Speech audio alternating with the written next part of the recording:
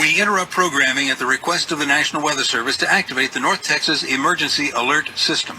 The National Weather Service has issued a tornado warning for East Central Johnson County, North Central Hill County, and Northwestern Ellis County until 8:45. A severe thunderstorm capable of producing a tornado is located near Itasca, or about 12 miles north of Hillsboro, moving northeast at 25 miles per hour.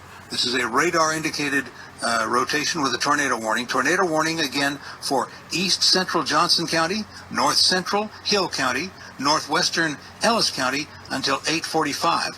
A severe thunderstorm capable of producing a tornado is located near Itasca, just north of Hillsboro, moving northeast at 25 miles per hour. All North Texas stations affected by this alert are requested to relay the preceding message.